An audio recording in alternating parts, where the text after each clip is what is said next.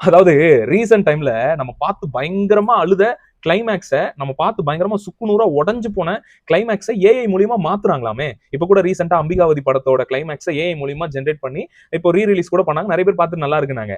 அந்த வரிசையில எனக்கு ஒரு படம் இருக்கு. ரொம்ப வருஷமா அந்த படத்தை நான் பார்க்கவே கூடாதுன்னு ஒரு முடிவு எடுத்து வச்சிருந்தேன். ஏன்னா நான் பார்த்தேன்னா பயங்கரமா அழுதுருவேன். நான் ஸ்கூல் படிக்கும்போது பார்த்தேன். அதுக்கப்புறம் எனக்கு college first year second year படிக்கும்போது தான் திரும்பியும் பார்க்கறதுக்கு ஒரு வாய்ப்பு வந்தது. திரும்பியும் பார்த்தேன். அப்பயும் பயங்கரமா அழுதேன். அந்த பாட்டை கேட்டாவே எனக்கு அழுக வந்துரும். அப்படிப்பட்ட ஒரு கிளைமேக்ஸ் தான் 3ஆம் பிறை.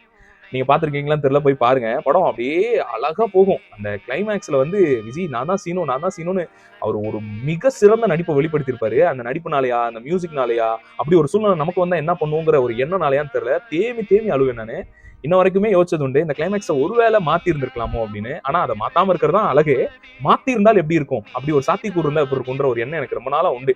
அது இப்போ இந்த ஏஐ மூலியமா ஒருவேளை மாறினா எப்படி இருக்குன்ற ஒரு ஆசையும் இருக்கு. இந்த மாதிரி வேற ஏதாவது படங்கள் உங்களுக்கு இருக்கும்ல, அதெல்லாம் கீழே கமெண்ட் பண்ணுங்க. இந்த கிளைமேக்ஸ் எல்லாம் மாத்தி இருந்தா நல்லா இருந்திருக்கும் அப்படிங்கிற ஒரு எதிர்பார்ப்பு இருந்தா அதையும் கீழே பதிவு பண்ணுங்க.